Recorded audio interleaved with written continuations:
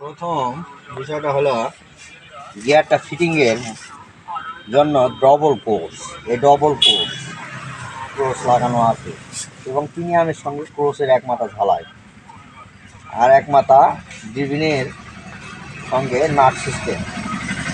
আর এটা গিয়ারের পাতিটা যদি এই দিকে থাকে তাহলে গিয়ারের পাতিটা কাটে ওই দিকে নিতে হবে, নেওয়ার পর যা দাঁড়াবে সামনে আমি পরে বলতেছি। আর একটা জিনিস, এই নাটটার একটা ফুটা করে দিতে হবে, দিলে গ্যাস বাড়াবে। আচ্ছা, ফিটিং এ একটা অ্যাঙ্গেল, দুই পাশে দিয়ে দুটা ফুটা, এই একটা অ্যাঙ্গেল লাগাই দিয়ে গিয়ারটা আসান হয়েছে। যখন এই পাতিটা আমরা গিয়ারের ওই পাতিটা যখন কাটে দিব তখন উল্টা পাল্টা হয়ে যাবে, মানে সামনে দিলে পিছনে যাবে, পিছনে দিলে সামনে যাবে।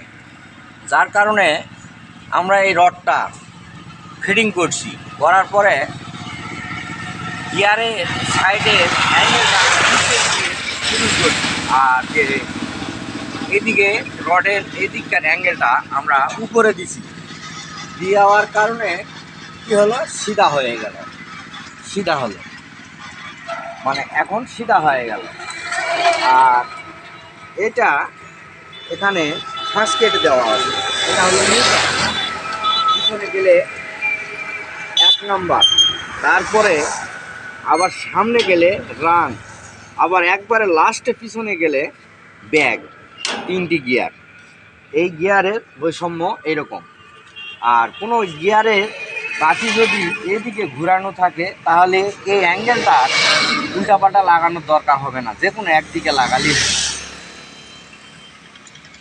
আশা করি আপনারা এটা বুঝতে পেরেছেন কীভাবে ফিটিং করা হয়। এই ভিডিওটি করে ছেড়ে দিলাম। আপনাদের কারো যদি অসুবিধা হয়, ভিডিওটি দেখলে সেটিংয়ের বিষয়টা আপনারা অনেক সুবিধা পাবেন। এবং আমার এখানে গিয়ার তৈরি করা হয়, গিয়ার পাওয়া যায় এবং 2টি মডেল গিয়ার পাওয়া যায়।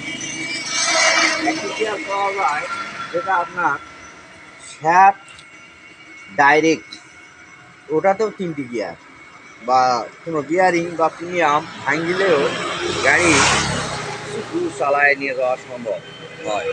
এই বলে শেষ করছি। আসসালামু আলাইকুম।